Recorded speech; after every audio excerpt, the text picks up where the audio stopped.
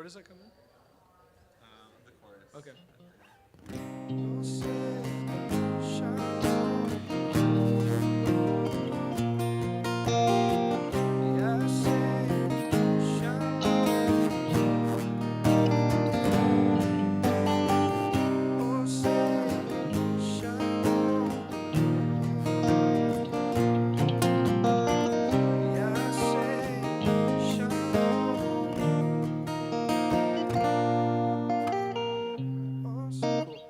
I'll do my best to remember that. Heal us now. I'll probably do a piano. Okay. Evan, yeah, you'll probably just want to follow that. I'll follow chart. that. Yep. And then the last thing is huzzah.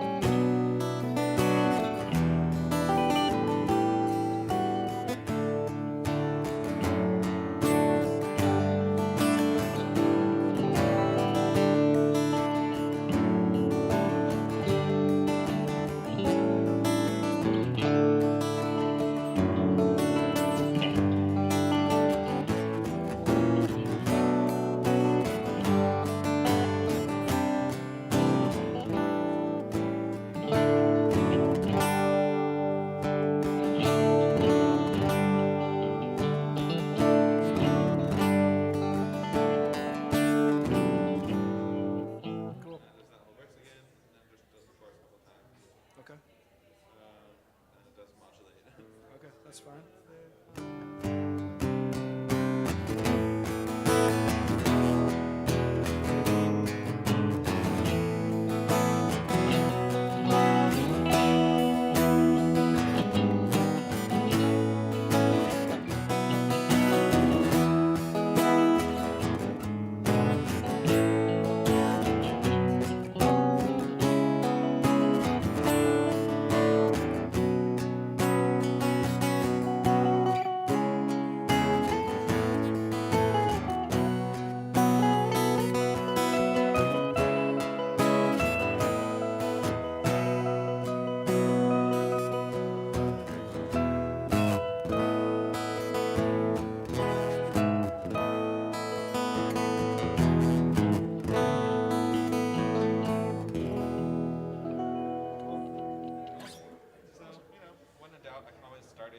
Yeah, I'll come in. I'll come in. Let's, do you want to hear the? I just want to hear that again.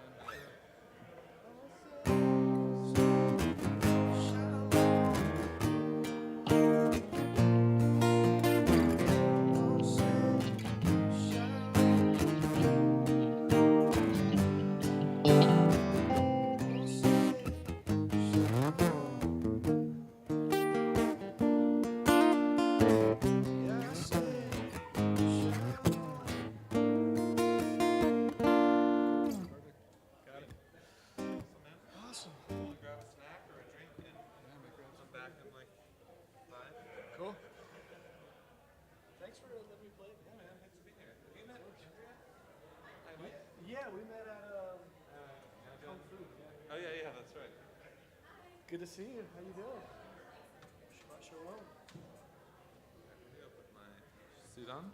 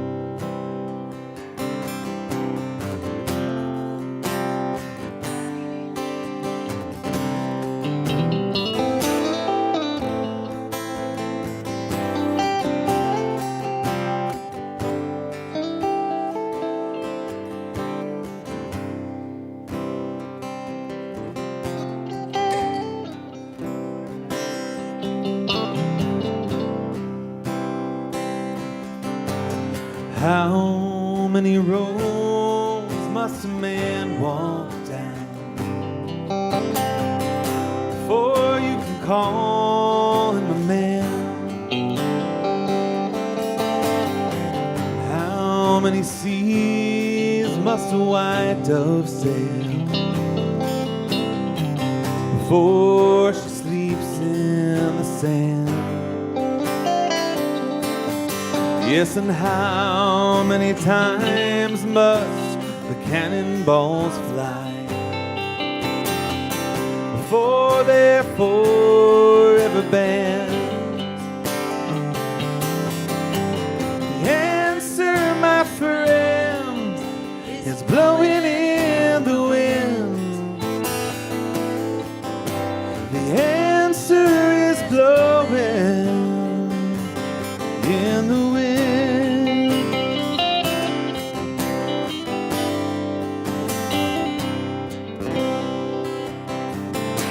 Yes, and how many years must a mountain exist before it is washed to the sea?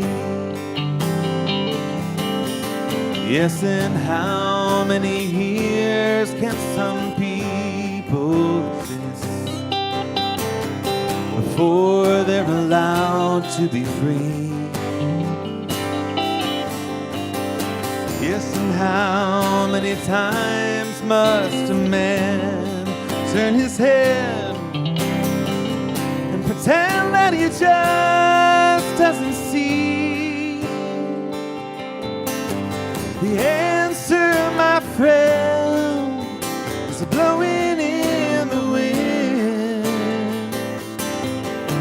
The answer is blowing in the wind.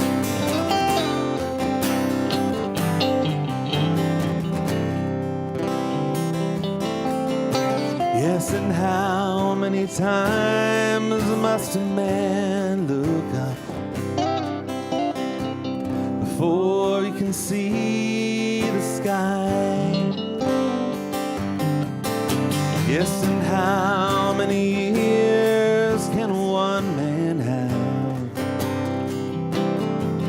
before he can hear people cry? Yes, and how many deaths will it take to know that too many people have died? The answer, my friend, is blowing in the wind. The answer is blowing in the wind.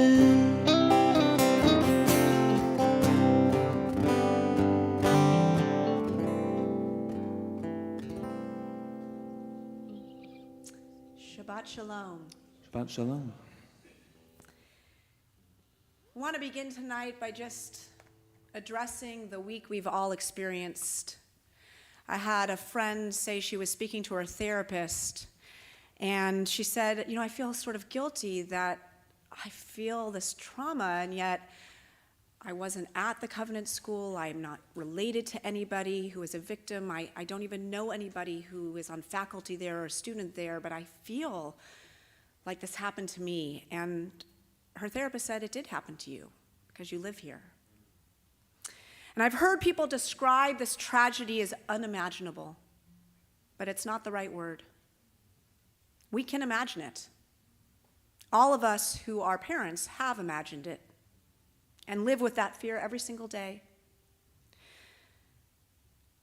I know what it's like to walk into the building on the first day of school, as many of you do, and pay close attention to where my kid's classroom is in relation to the front door. The grim reality is our children and teachers have active shooter drills. Our police train on how to respond.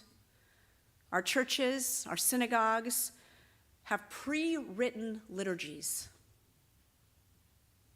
We pray tonight for the families of Covenant and everyone whose lives, including our own, that are forever changed by this tragedy. Faith without works is dead, and now is the time for action. We don't need our legislature to take time for reflection or to commission a study. We need them to pass laws that will keep our children safe. I haven't stopped working all week to think about ways that I can do this, that you can do this. And it's up to all of us to continue to demand for a better and safer world for our kids. I'm so honored that one of our own members is willing to share her very important words tonight. Heather Light, who is a first grade teacher at Harpeth Valley Elementary, actually, unfortunately, wrote these words not this week, but after a shooting that already took place long before this week. And yet they are all so too poignant, even now. Heather?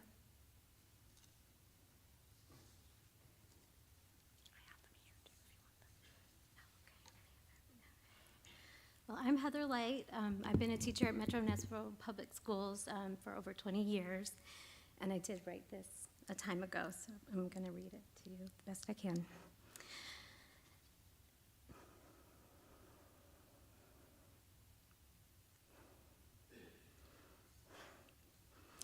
After I hear the announcement, I walk to the door and lock it. I unroll the brown, faded, flimsy construction paper to cover the small rectangular window in the door. I tell the children to move to the floor near the sink. They move quickly with little fuss, and we sit on the floor. They wiggle a bit, but mostly stay still and quiet, even that one who cannot stand in line without bumping someone is relatively still. We may hear someone pull on our door, I say. They're just checking to see if our door is locked. They look at me with big, innocent eyes. We're just practicing being safe and quiet, I say, in my calm, reassuring voice. We don't want anyone to know we're here, whispers a girl with curly hair. Let's be as quiet as we can, I say, again, as we hear the jostling doorknob. I see alarm on their faces. I'm a teacher in 2017, and one of the many jobs is practicing moving out of the line of gunfire. In addition to teaching academics, social skills, and kindness, I teach the procedure for what to do when someone unsafe enters the building, along with making time for breakfast in the classroom, making sure someone has clothes, making school a welcome oasis where kids always count on the fact that their teacher cares for them every single day, no matter what. I have to reassure them in a calm voice that we are practicing being safe and quiet.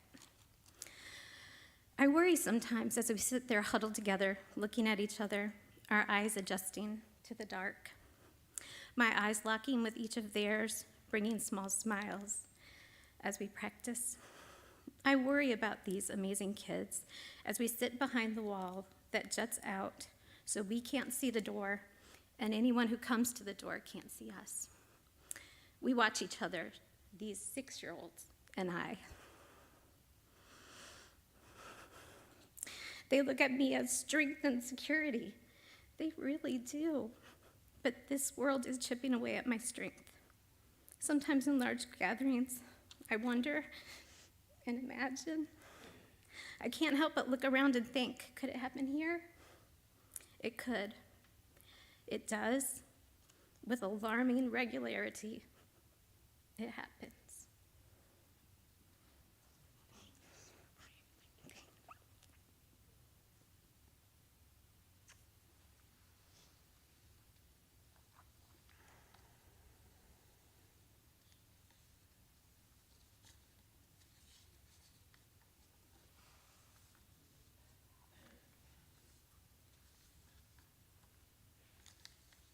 Thank you, Heather. I'd like for us to just take a moment right now of silence to honor the memories of Evelyn Dykehouse, Mike Hill, William Kinney, Catherine Kuntz, Cynthia Peak, and Hallie Scruggs.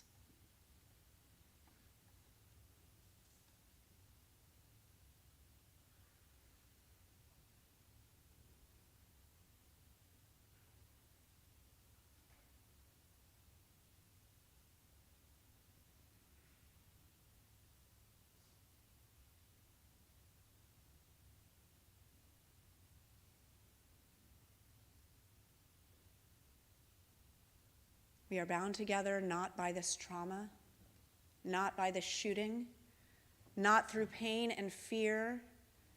We are bound by the strength of our relationships with one another,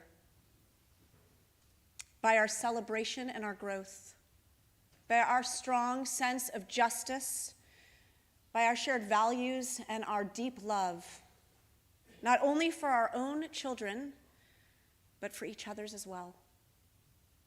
We belong to each other and with each other, and we are not alone.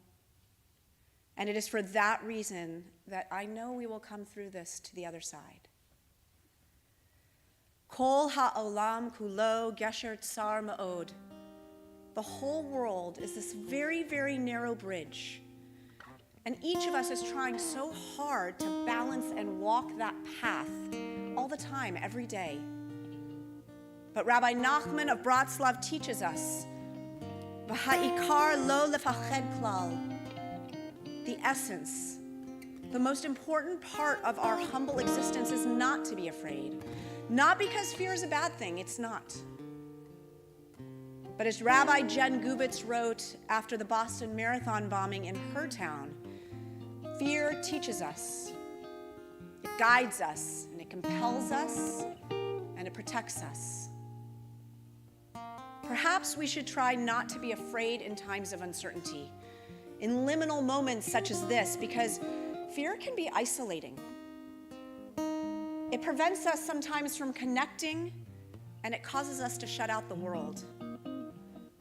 So tonight, I'm going to invite all of you, and myself as well, to open to the power of one another, of belonging, of living, of serving, of mattering, just of existing. May we walk into the future, our arms linked together. May we go from strength to strength, grateful and resilient, leaning on each other when we need to, and supporting each other however it is we can. Kol ha'olam kulo, gesher tsar ma'od. Kol ha'olam kulo gesher tsar me'od. Kol ha'olam gesher tsar. Kol ha'olam kulo gesher tsar me'od.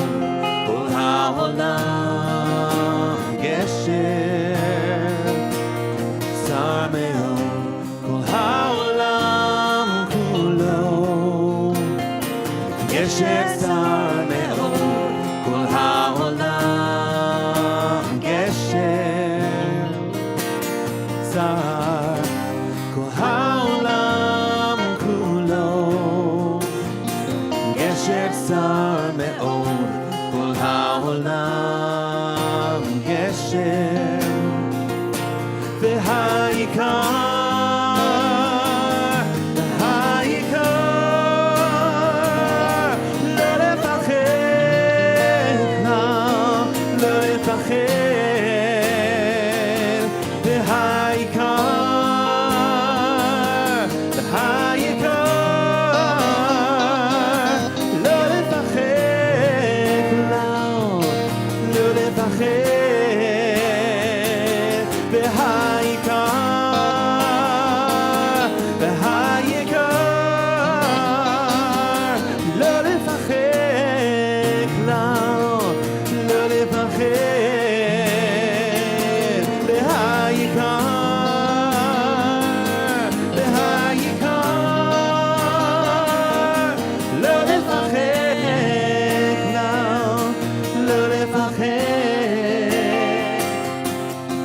As I walk along this very narrow bridge, I will not be afraid, knowing you are with me. As I walk along this very narrow bridge, I will not be afraid, knowing you are near. Hayikar,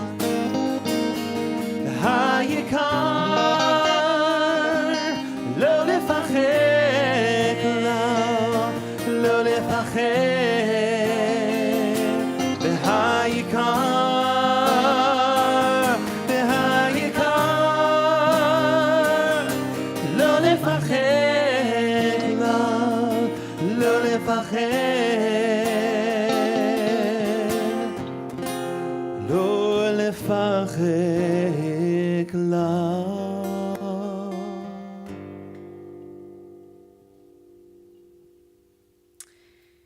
And then there are times where there are more Christian clergy in the synagogue than there are Jewish clergy, and that is this Shabbat. We are so grateful to have folks from Bethlehem United Methodist with us, and I'd like to invite Pastor Steve Lefevers forward to light our candles this evening.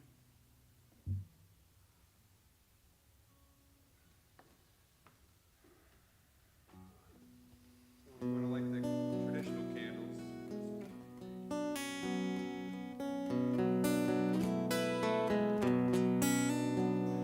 Baruch.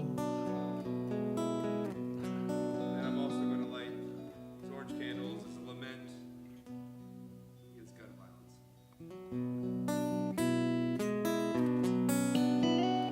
Baruch atah Adonai Eloheinu melech haolam asher kitshanu b'mitzvotav v'tzivanu להדליק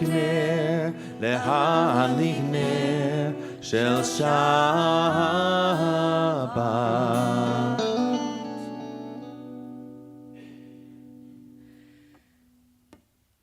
One of our dear, dear friends is Pastor David Perez, and he is the pastor at Sparrow Day Church, which you can find over in the Charlotte-Sylvan Park area. And I'd like to invite David to come share a few words with us. Yeah.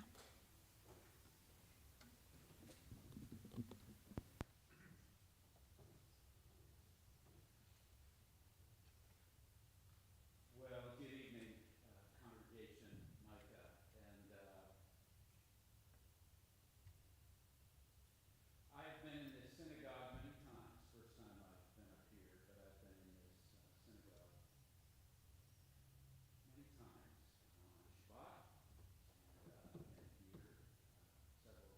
Kippurs and Rosh Hashanah. And your rabbi, Rabbi Flip, is one of my best friends. And we talk through the week. We meet 2 to 3 times a month for lunch. And Rabbi Lori is also a close friend. And this is my wife, Liz, back here.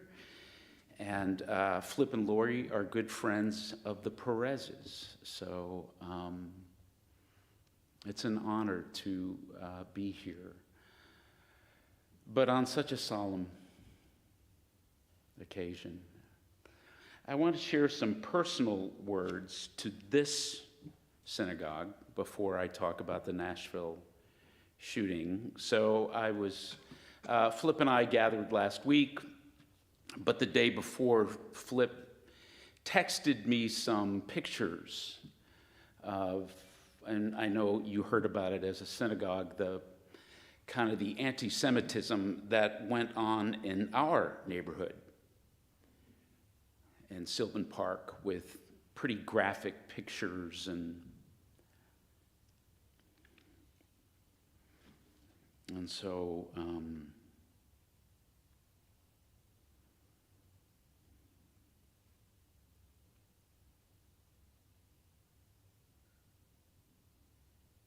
so I just want to say I'm sorry that that you experienced this. You know, Jesus was not a Christian. Jesus was a Jew. And everything in my tradition says that Jesus never, ever repudiated his Judaism at all. Jesus loved his Judaism. In fact, when other Greek New Testament writers write about Jesus and they write about his Judaism, they write like nobody loved their Judaism and was more committed to their Judaism than Jesus.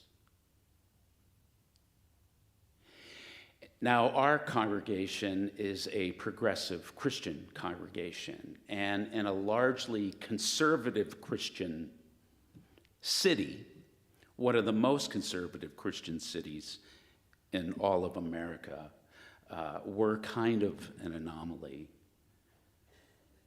But we relate a lot to Reform Judaism. Many of the things that we feel you got right way before we did.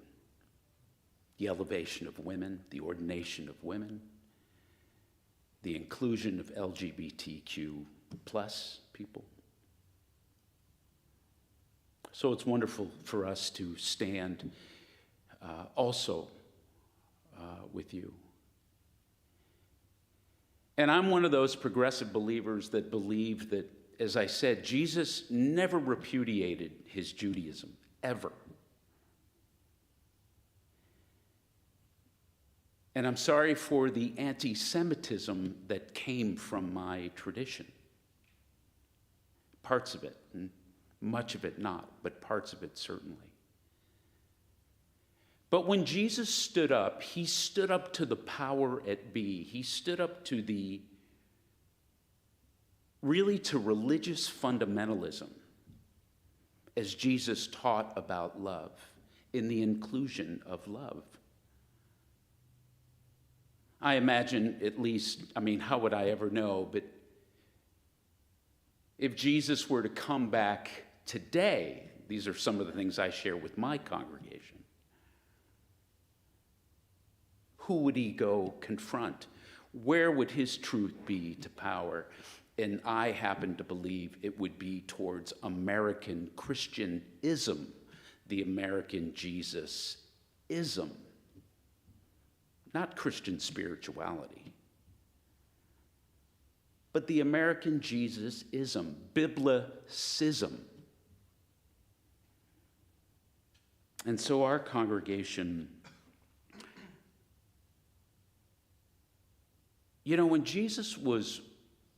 one day Jesus was walking, and a religious lawyer turns to him and says, "Hey, Jesus, when it comes to spirituality and faith, what is the most important thing when it comes to a religious and spiritual life?" And Jesus goes right to the Torah. And the first thing he quotes is the first part of the Shema prayer. And he says, "Hear, O Israel, for the Lord your God is one." And it's like he's saying and then he goes, the most important thing when it comes to faith and life and spirituality is to have a love for God with all your heart, soul, mind, and strength. And then he goes to the other part of the Torah, Leviticus, and he goes, "And this one I'll add. And it's to love your neighbor as you love yourself." And Jesus said, if you do those three things, love God with all your heart, love your neighbor the same way God loves them, and love yourself the same way God loves you, all the rest of the other commandments will take care of themselves. And so the God of my tradition certainly shares with the God of yours, and that the highest aim of Christian spirituality is love. This is why when we see such violence like this week, it's mind-boggling. And then this is where I'll echo what my friend Rabbi Laurie was beginning to convey to us.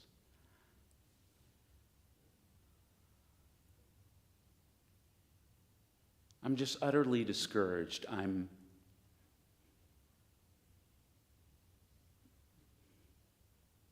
so disheartened at the political climate of Tennessee.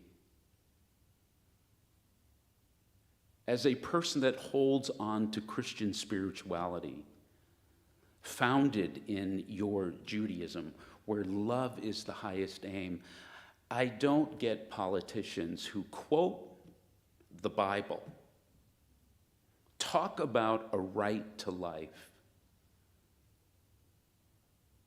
and will choose assault rifles over 9-year-old children. I don't get it.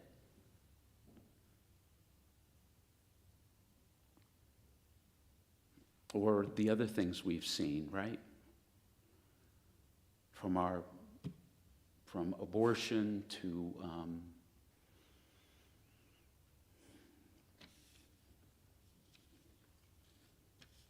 we're more worried about people in drag than assault rifles. It's mind-boggling. And so, if you're familiar with Psalm 56,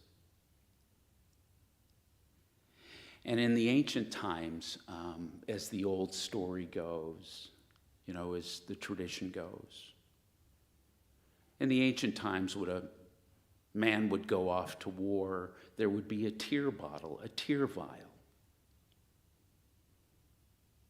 And in a sense, she would say, while you're gone, I will cry for all the tears that you're away, and I will catch them in this bottle.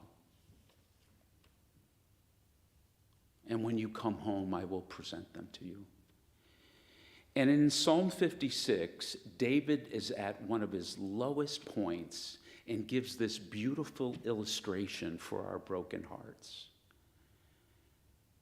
And gives this illustration that when we cry and mourn for the tragedies and hurts and the mind-boggling craziness in this world that is utterly evil, God will shed tears that will be caught in a tear bottle. It's a beautiful illustration. So with all that goes on in this world, how we have to juggle beauty and ugliness all at the same time. Flip sent me first on one day pictures of the awful, evil anti-Semitism. Then the next day when we had breakfast, he showed me more pictures of the community of Sylvan Park. I imagine Jews and Christians washing off the anti-Semitism, washing off the racism, washing off the anti-trans and gay. And so here we have to balance this weird ugliness with this beauty. So may you, Congregation Micah, may you hold on to the God of beauty. May you hold on to the God of hope.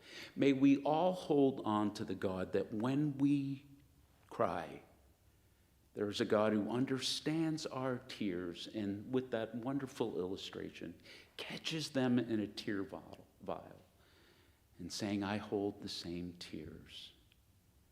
And to Lori's point, may we activate. In fact, yes, I love this. I sent this to Flip. This clergy agrees with that. I'm tired of thoughts and prayers. It's time to activate. It's time to change. It's time to fight. It's time to stand up. God bless you. God bless you. God bless you. Thank you. Thank you.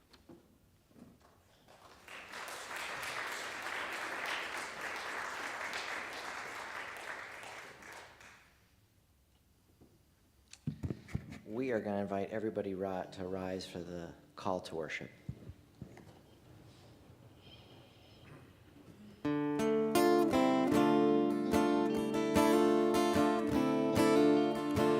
Yai, lai, lai, lai. Yai, lai, lai, lai, lai. Yai, lai, lai, lai, lai, lai, lai.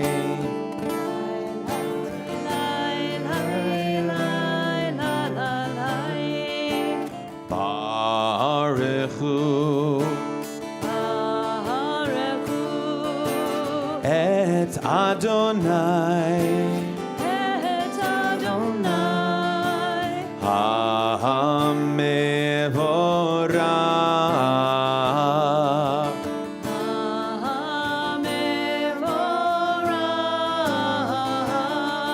Baruch Adonai,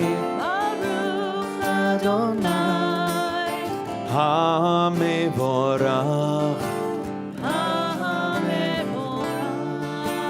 Le'olam, Va'ed.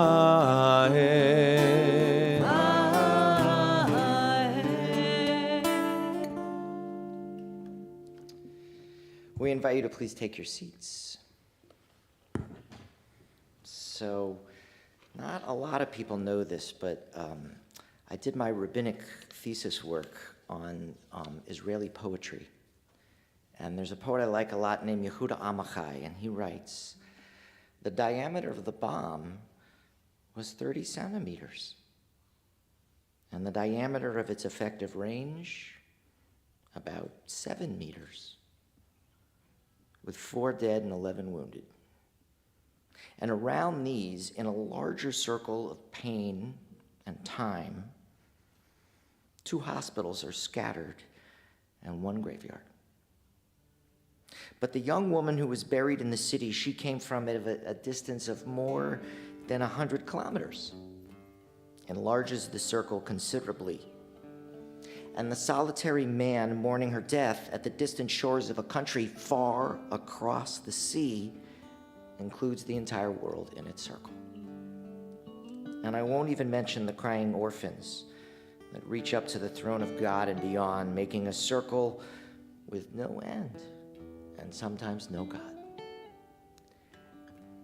And so Amichai points out, whether we recognize it or we don't, we in fact are all connected. And we, the Jewish people, know this, and we chant it, we sing it, the words of the Shema.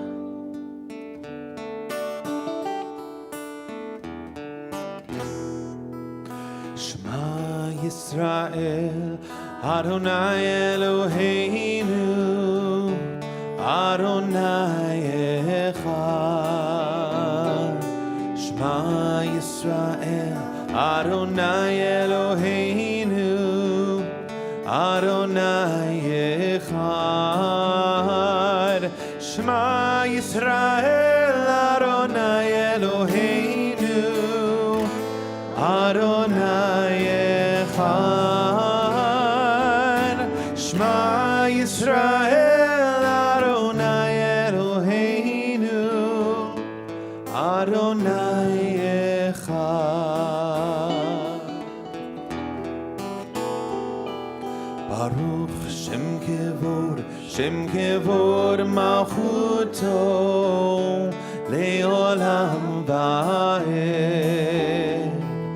Baruch Shem Kevod Malchuto, Le'olam Va'ed. Shema Yisrael, Adonai Eloheinu, Adonai Echad. Shema Yisrael, Adonai Eloheinu, Adonai Echad.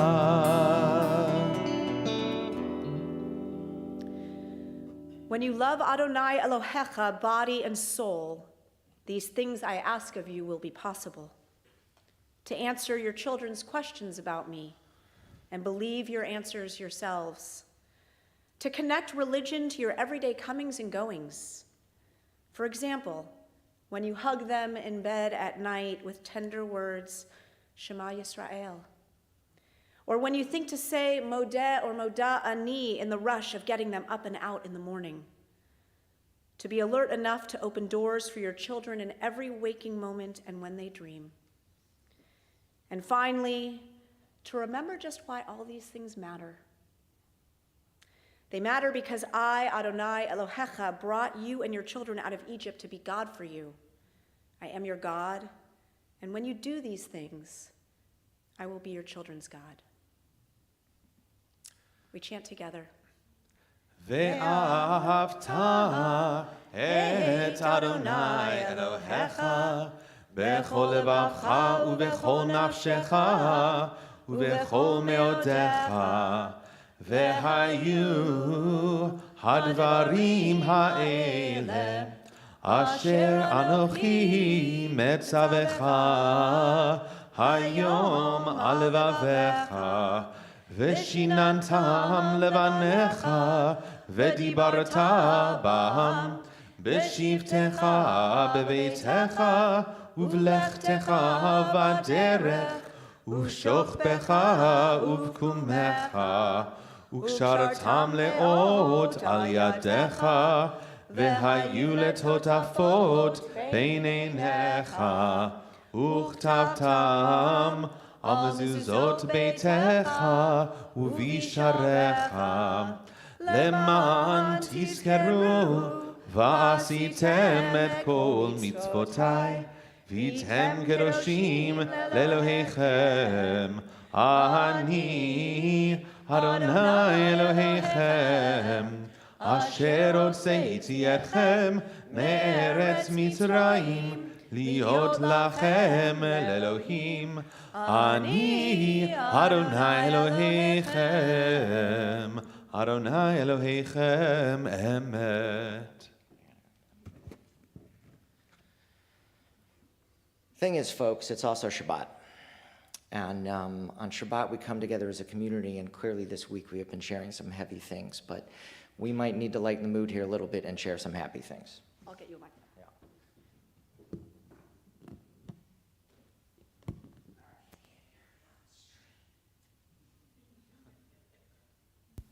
Here you go, Rabbi.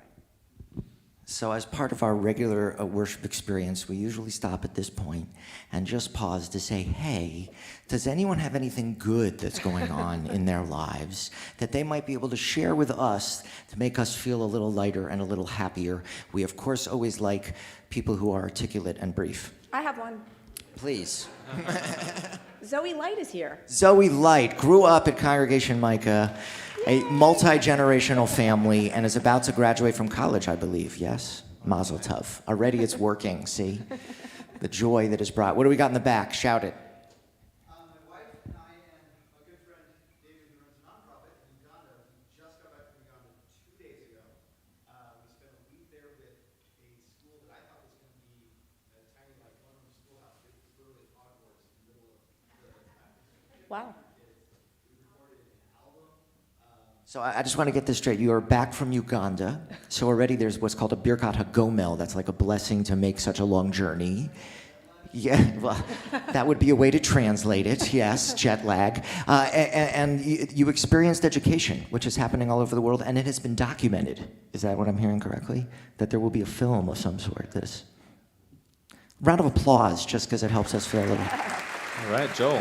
Thank you and welcome back to Culture Shock. Somebody else. 2 or 3 more things. What do you got, Susan? Hold on, wait. Do this. Our son is turning 36 on Sunday, and his little boy is turning 2 next week, and we just spent a week with them in the Caribbean, and it was magic. Aw. While we're going to somebody else, I'll say Tara Middleberg's daughter just turned 21. Oh. And my oldest, and yours, Yeah. is turning 21 Yeah. on Friday, next week. So that's exciting. Well, the phrase we use for Hebrew for that is lador vador. It means from generation to generation. So we celebrate. You got something? What do you got? Both my kids, I don't know how, but got accepted into school that we wanted them to get into. All right. We value education. Yes, we can do that. Nice, Peter. Okay, we've lightened a little bit. We also know there are scary things. We've got a special song. We're going to try and keep up with Cantor Josh and Rabbi Laurie right now. Can I share one celebration, though? Yes. This week I turned in my thesis. It's called The Evolution of Recorded Commercial Worship Music in Judaism and Christianity in the United States. And if you want some light reading, it's only 160 pages. There'll be a quiz on that title after Yes. the service.